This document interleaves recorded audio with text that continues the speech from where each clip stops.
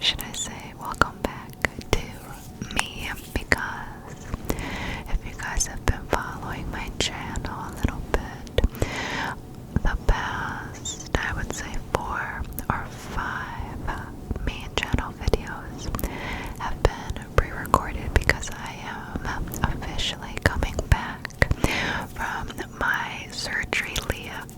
So, hello,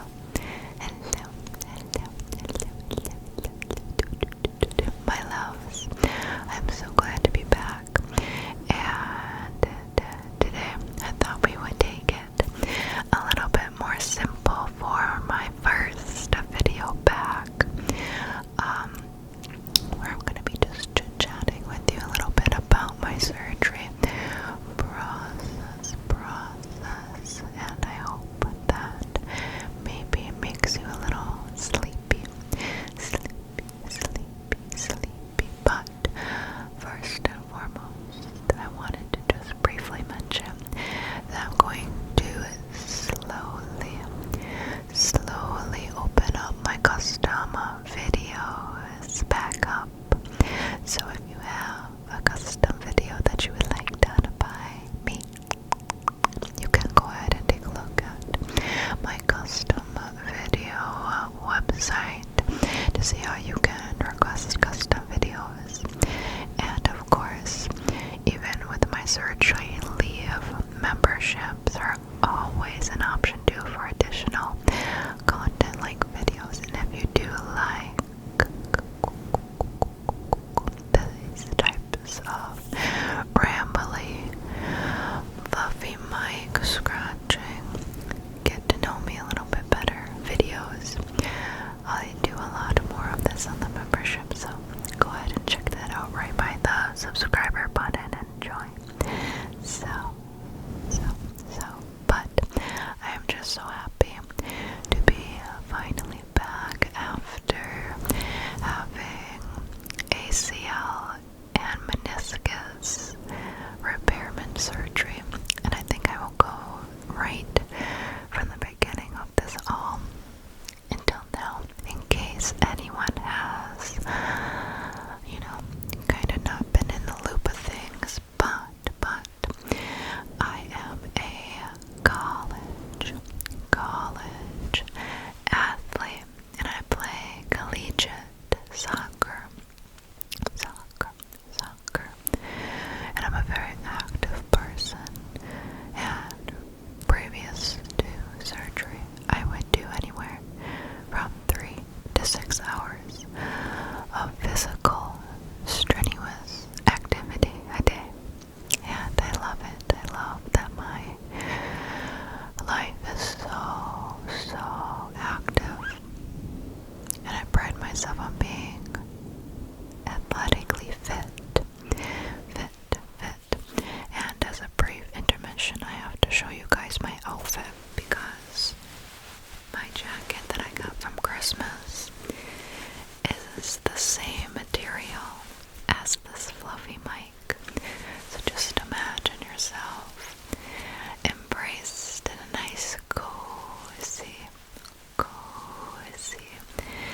warm jacket for me. But I'm currently filming where I can lay my leg down a little bit better, so I'm more comfortable filming for you guys for a little bit. But going back to the story, I have some lip gloss I'm going to be applying here as well. Hi there. I am so sorry that I've had to interrupt your video here, but I have an important question for you. Have you been enjoying the content you see from me? Is this your second, third, fourth, or fifth video you've seen of me? Well, I would love to express my gratitude to you if you would please click that little subscriber button down below, because we are trying to hit 14,000 family members, and it would mean the absolute world to me if you would join our little family here, as well as request custom videos, join the channel membership. And if you cannot support that way, there is plenty of other ways to support, like liking the this video, sharing this video, and commenting what your favorite part of this video is. And with that being said, enjoy the rest of the video. Around the end of October, towards the end of my season, fortunately, I was at practice, soccer practice, and I overly lunged for a ball, and I tore my ACL. And a torn ACL in the soccer community is pretty serious because it's an injury that most people do not come back out of to play soccer again, which is obviously not true now that I know that. But it was a big deal because I dropped to my knees and I couldn't walk. And upon further testing, some MRIs and graphic imaging, we were able to conclude that I had a full ACL tear, as well as a medial meniscus tear. So I have a 2-for-1 special. Now, the weird thing is that my surgeon had told me that I technically should not be able to walk with this injury. But I got off of crutches within 3 days of injury, and I was running a month later and lifting my usual weights. A really bizarre combo, but my body is just so resilient to injury. And we concluded that this injury had been a consistent problem for a while, and my over lunging was just the cherry on top to finally tear my ACL. Something that's good to note is that there's nothing you can do to prevent an ACL injury from happening because it's a ligament in your knee that you don't really train for it. You can definitely build up your muscles around your knee, but it's an injury that just happens. And for the longest time, I really punished myself for not doing enough exercises to prevent this, even though I was lifting pretty much every single muscle group a week. But I did about 2 months worth of rehab before my surgery to get my legs prepared for the surgery. And I went into surgery on January 2nd of 2025.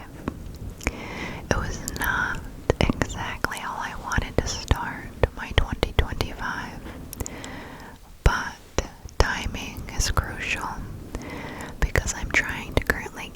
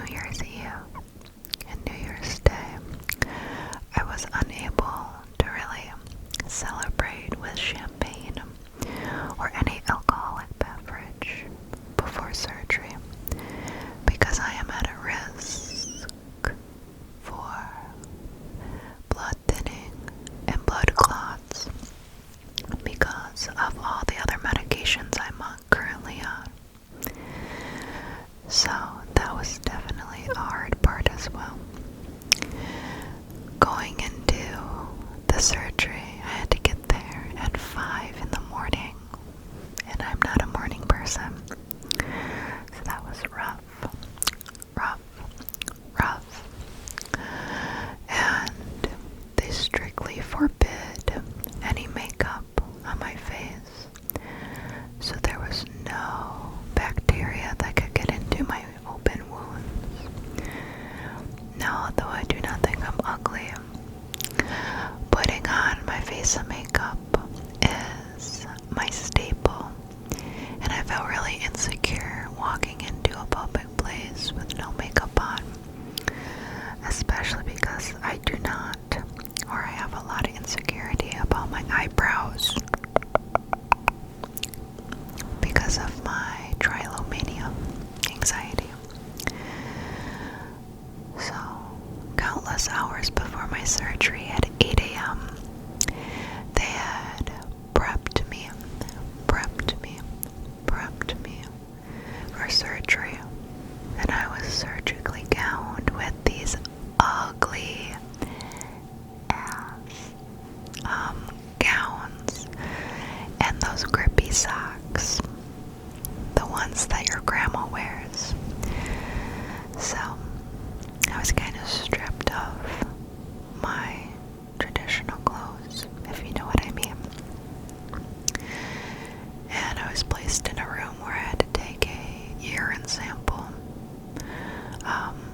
which was hard because I could not drink or eat 24 hours before my surgery. And I was having a hard time peeing in a cup. I'm sorry if that's TMI, but it's really how things work. So I had a nurse take all my vitals, and I had my knee brace fitted for me, and they showed me how to walk with crutches before I got surgery. And then the anesthesiologist technician came in to put my IV in, and something they did not put on my medical records is that I'm extremely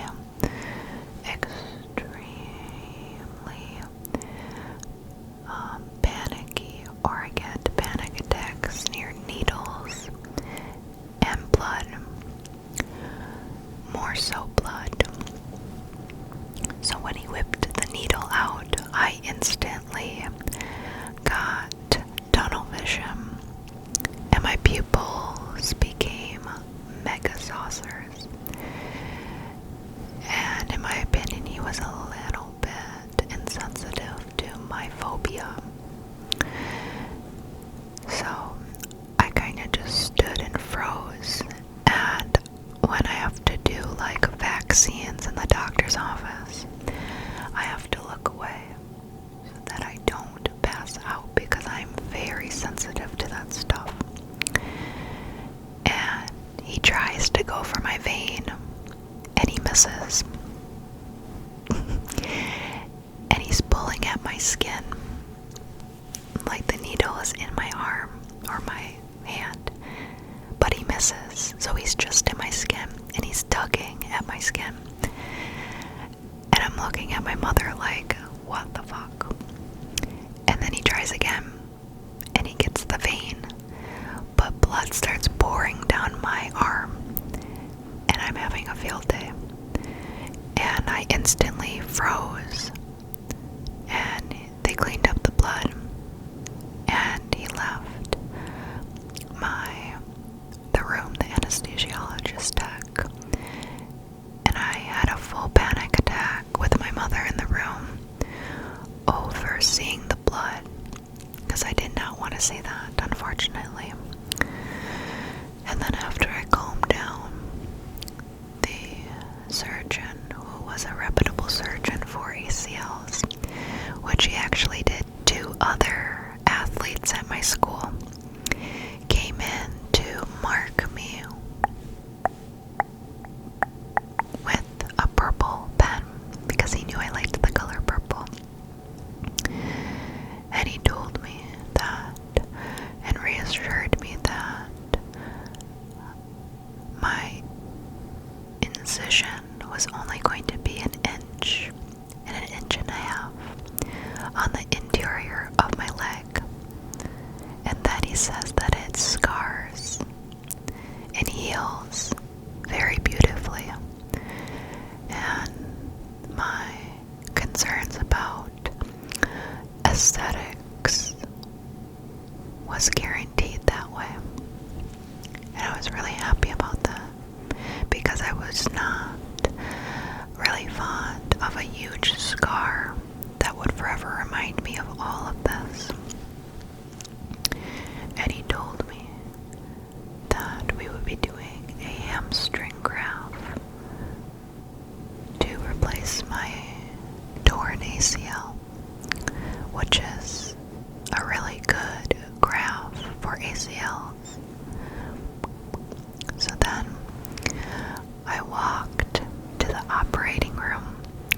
nurses and anesthesiologists hooked me up, and I wasn't too nervous then because they were all so nice to me.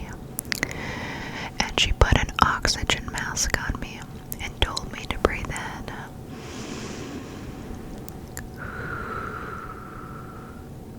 And she told me to breathe in again. And I don't remember anything after that. She lied to me. That was definitely whatever anesthesia, but she just played it off as an oxygen mask. The surgery only took an hour and a half, and when I woke up, it felt almost like a cut of my life, where I don't remember much. And I came off anesthesia okay. I only got really nauseous moving from the operating bed to my hospital bed, but they insisted that I just go to sleep, to sleep, to sleep, and I did, and I felt fine, and the surgeon did a really good job, you guys. And it's true what they say about operating rooms, that surgeons are not gentle. They need to go in and get their stuff done on your body. But the surgeon was very gentle, and I actually have no bruising because he was so gentle on my leg. No bruising after the surgery is quite literally impossible. Yet somehow he worked so delicately on me that I had no bruises. So I had my meniscus and ACL repaired, and I spent one day in the hospital room with my boyfriend, who I love dearly, because I was very nervous to just be there alone for an entire night and day, and he stuck with me the whole time. And usually staying overnight for this operation is unusual, but the surgeon just wanted to know that I was going to be okay before sending me off. And the nurses were all so nice to me, and their shared experiences of college sports themselves. And two of my nurses told me their stories about their torn ACL surgeries as well. And they reassured me that it's, a lot at the beginning, but ultimately life goes on. And it made me feel so much hope seeing that they were able to strive after surgery, because that's something I really battled with. And the food was awesome, you guys. They made sure to feed me very well. And I was able to actually get discharged a little bit earlier because I was doing so well.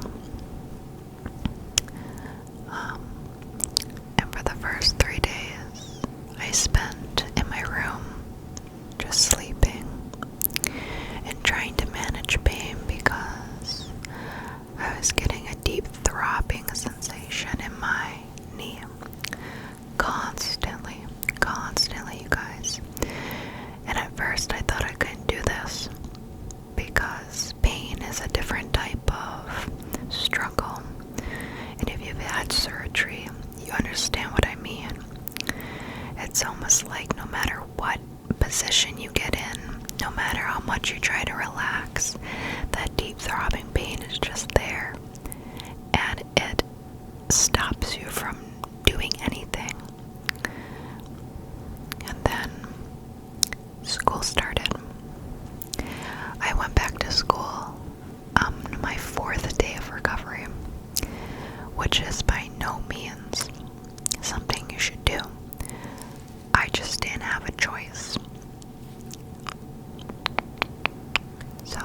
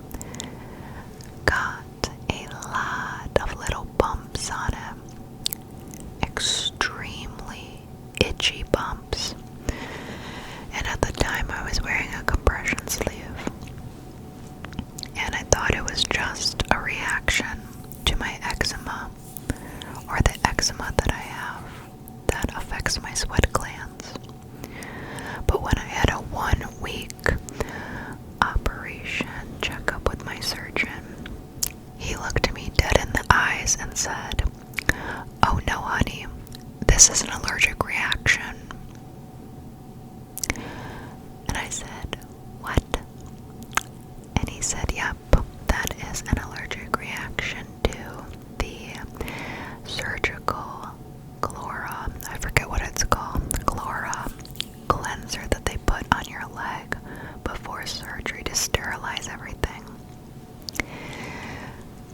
And this thing itched, and I would itch it raw, and bruises came from me itching it so bad. So he prescribed me some antibiotics, and you guys, it worked within the first dose. Now, unfortunately, I will have some pretty ugly bumps up and down my leg, but it doesn't itch, so it's amazing, so amazing. And I've been doing pretty good. Something that I did better with, pain management wise, is that I'm not used to taking any sort of pain relievers, usually. So they put me on a pretty strong opioid called Tramadol to help with the throbbing pain for the first week of recovery.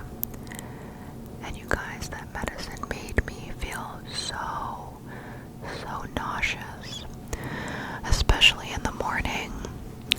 And we figured out later that you need to take Tramadol with something already digested in your stomach, because if you take it on an empty stomach, you will throw up. So, and unfortunately, I was having to sacrifice my comfort levels to not feel nauseous at school. And I tried to raw dog it, you guys, but in class, I literally was having or crying because of how painful how much pain I was in. And the professor had to come over to me and be like, "Are you okay?" And I had to gently suggest that I was in a lot of pain because I wasn't taking my opioids. But I'm currently leaning myself off of him. And I'm like probably 36, 40 hours after my last dose. And I'm feeling okay, you guys. I'm feeling okay. So, but I've been going to rehab for 2 hours a day, which is a lot, you guys. But we're trying to get me prepared for the season. And I am already so advanced. I am currently 12 days post-operation, and I'm doing stuff that someone in their 4th or 6th week should be doing. And unfortunately, I am locked when I'm walking for 4 to 6 weeks because of my meniscus repair. But I am off of crutches, and I only use crutches in crowded spaces. And we're just working up to my full bending and extension, as well as restoring the muscles in my quad